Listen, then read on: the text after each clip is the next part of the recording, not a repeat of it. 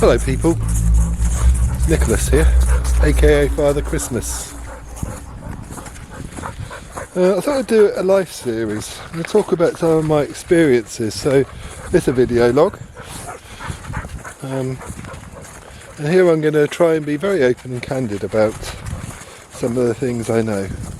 I know for some people, spirituality or their spiritual beliefs are just a matter of belief. It's like a sense of something that they have. It can't be proven, quantified, summed up, proven to others. It's just something very personal that I guess we all have. But in the course of my life I've been a spiritual seeker, and I think being a man as well, I like things to be quantified, demonstratable, provable. Ultimately you can't prove things outright, but you can present some good evidence. A lot of the things that I believe have been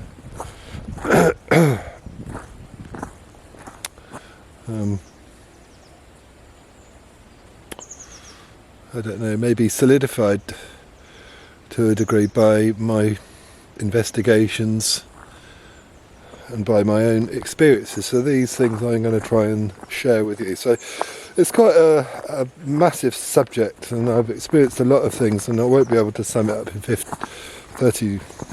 29 minutes and 59 seconds, which is the duration of the vlogging capability on this camera. So I think I'll just do in short sections.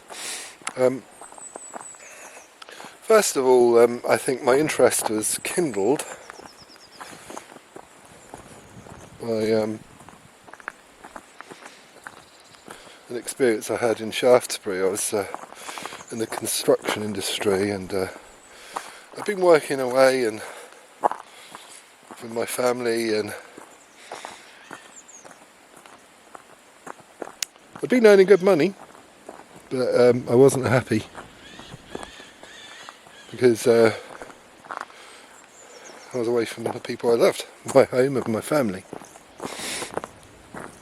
It wasn't very nice. They'd actually got used to me not being there and created a life without me. I wasn't too happy about that, and I just felt that outcast, I guess, and I was really depressed at the time. Anyway, I'd been working on major contracts with McDonald's fitting, shop fitting, so I'd been working away and earning quite good money, like I said, and that had sort of come to an end, and the only job available, as it was winter time, I think it was in January, I think we're going back about 18 years ago, was a refurb on an old house that's been converted into a nursery. And it wasn't prestige work, shall I say. It was shit, basically. I had to do things like repair door frames, replace broken floorboards. It was dirty, unrewarding, and just I felt that I'd hit the bottom of my career. But I think everything happens for a reason. We can't always see it. You know, you don't always know where, like I said to Heidi the other day, you don't always know where you're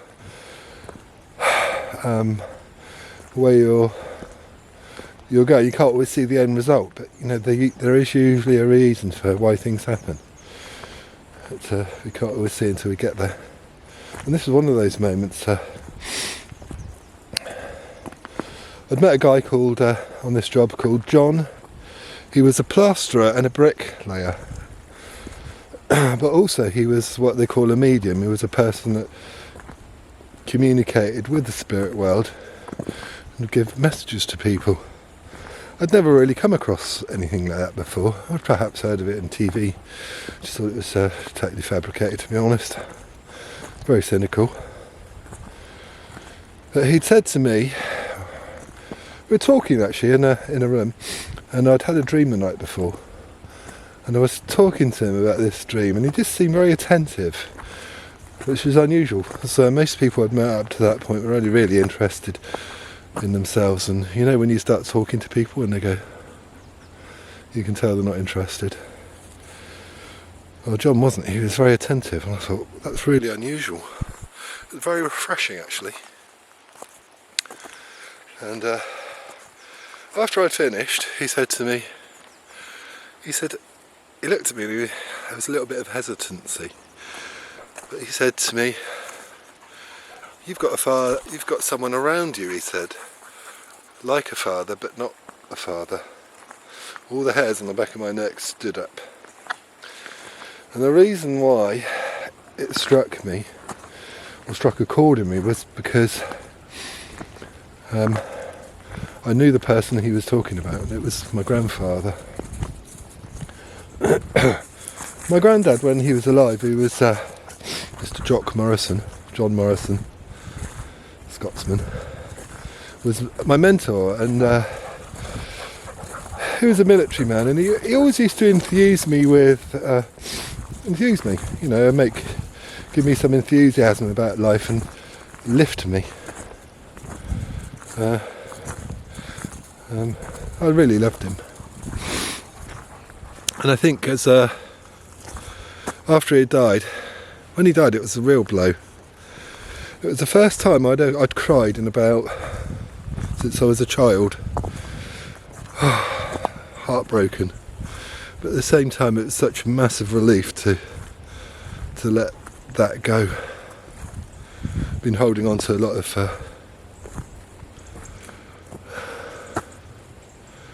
pain, I guess, and when I was able to cry and let that go, it was a relief. Anyway, I digress. And the reason it struck me when John said this is because I often used to talk to my grandfather in my mind, and I think I would get some comfort, and it helped me. But I didn't think it was real. I just thought it was imagined. I'd imagined it. It was in my own mind. So when John said this, it really struck me that it wasn't just in my own mind. It was actually something that someone else could quantify and also see. And another really powerful, I wish I could think of the words. Another really powerful confirmation was shortly afterwards. I walked into another room and I heard my granddad say quite clearly, "Don't trust him, son." I don't think John was necessarily a bad person, but my granddad by nature was very suspicious of other people, strangers, and I just thought, wow, and I heard it. It was very clear. I don't know whether I heard it in my mind or physically. I guess it was in my mind, but it was very clear, and I wasn't thinking about him at the time, and it was just like an intrusion of these words into my thinking. Oh, whoa. So that really piqued my interest, and I think I worked with John for several days. And he talked a lot about his experiences and about spirit, and I listened to him with a very curious and open mind, I guess, but I wasn't like totally convinced. I wasn't like, oh yes, I totally believe you, John, no, everything you say is the truth. I was discerning, and I guess I was trying to sum him up, and you know when people are talking you try to work out whether they're bullshitting you or not, and I think I'm a good judge of character. Well, I guess it comes with experience, and we all know when people are bullshitting, generally, don't we, Ian, really. But what he was talking about was so fantastic, I guess, that the logical part of my mind couldn't really, I don't know, justify what he was saying, but at the same time I didn't disbelieve what he was saying, so I thought he's either telling the truth or he's nuts. And when I was talking to him, I said I felt all the hairs on the back of my neck prickle, and he said, I said, oh, all the hairs have gone up on the back of my neck, and he said, that's just when the spirits come close. He said, try talking to them and see how close they come then. I don't know if this light's very good for this vlog, but it is what it is. I'm going to change direction down the track in a minute, so it might be better. Anyway,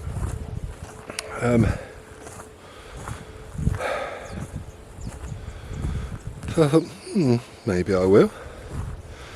And we'd been talking, and I guess I was due to leave about 5, but it was so interesting. I was there till about 7 o'clock, and I said, look John, I've really got to go.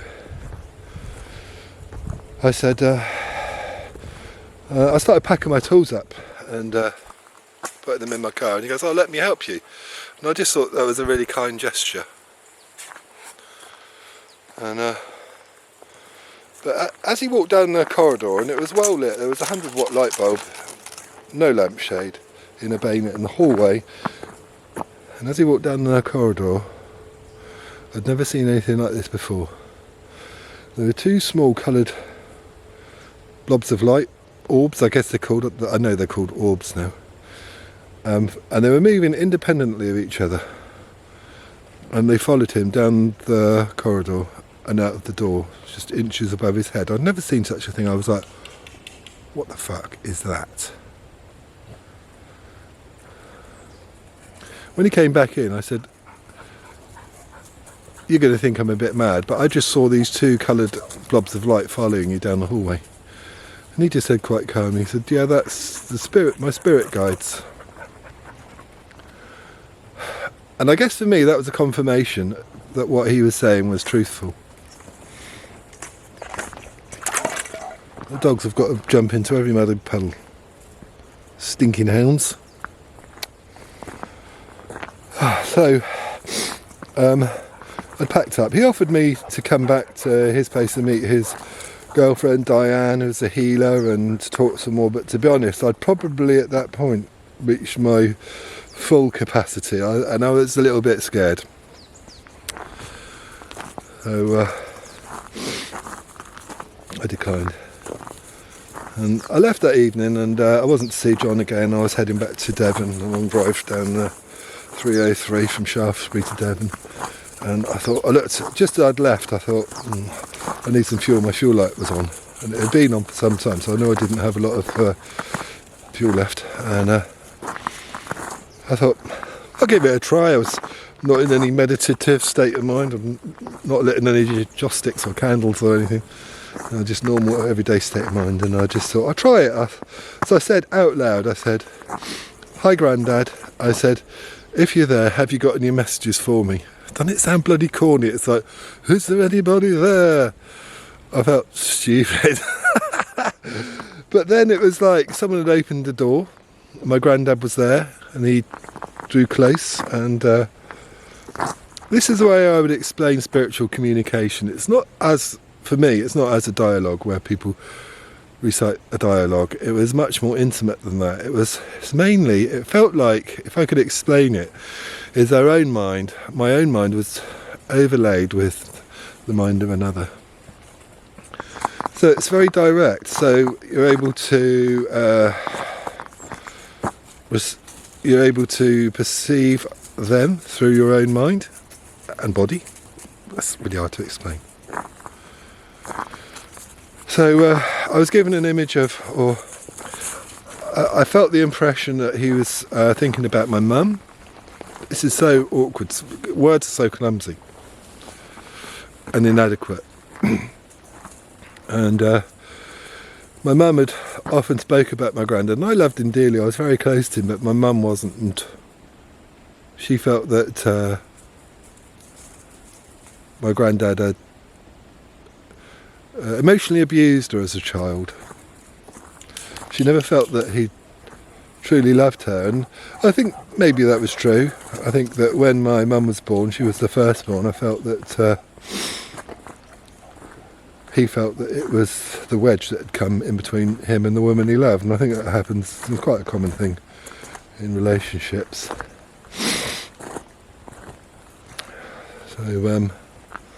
So I had this picture, I guess you would call it, but accompanying it, Lily, were emotions, and I felt great remorse. Lily. And I could feel this sadness. It's alright, come here. But it was separate from myself. It felt like it wasn't mine. Tears were flowing down my face. It was that, I felt it that acutely. It wasn't like distanced emotion. It was feeling it firsthand, but slightly. I could still feel my own emotions at the same time because it really touched my heart. It's very difficult. It was so beautiful. It was so beautiful, I cried.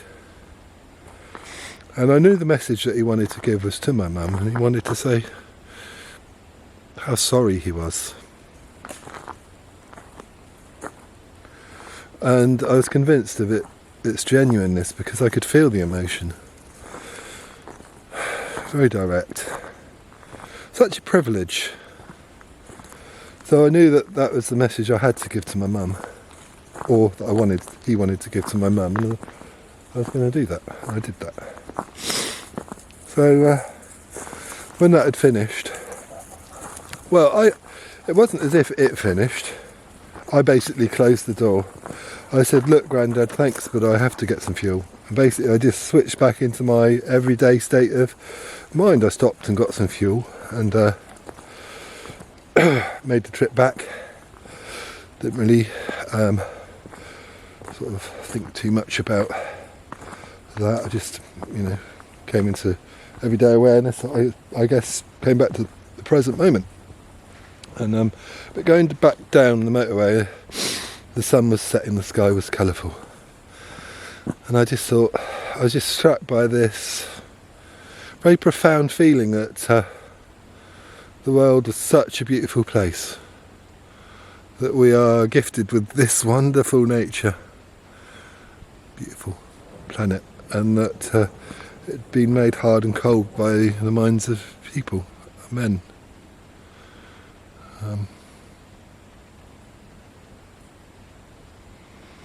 And I did feel sad about it, very sad.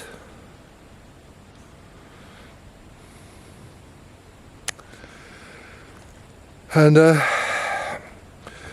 thought, I want to find out some more about this. So I decided to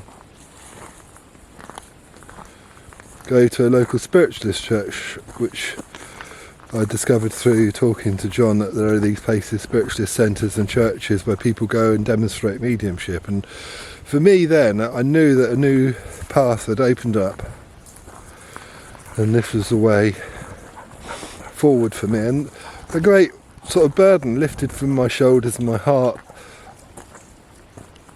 and I knew that there was a new dawn. It felt like a new dawn. I had to go through the darkest time in my life, the darkest time in my life, in order to reach this place. And in hindsight, I can see that that was a part of the process. It was necessary in order to prepare my mind and heart for what was to come. So I guess this could be a part of the message for those people that are listening, and those people that are going through dark states of mind and feeling very low and depressed, that sometimes that is part of the process. Don't run away from it. Things will change, but sometimes it is necessary to feel that way, because it helps us realise that we have reached a place where you cannot really progress any further, and that we need to be prepared for something very new and something very beautiful to enter our hearts and our minds. So if you've enjoyed my little talk, or the first part of my talk, because there is so much more that I would love to share with you, I ask that you hit the like button and subscribe. I'm not trying to make money out of YouTube. I don't need to. I earn reasonable living through carpentry and building work. The reason I'm doing this is because I want to reach other people and share these things, and I hope with all sincerity that even if I can touch one person, that I can make a difference, because someone helped me, and I am so grateful for that.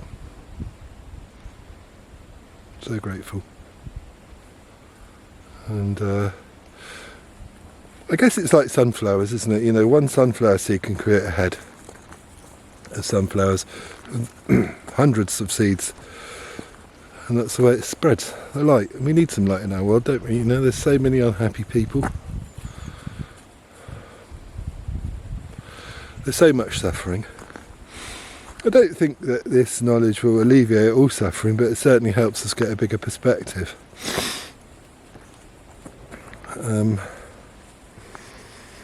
And to be a part of that process, like I said before, is such a privilege, and I do feel a kinship with people, even though I'm a bit of a loner. And in my heart of hearts, I really do love people, even though they can be very annoying. Anyway, that's enough for now. Thanks for your kind attention, and I wish you well, and I'll see you on the next one. Take care.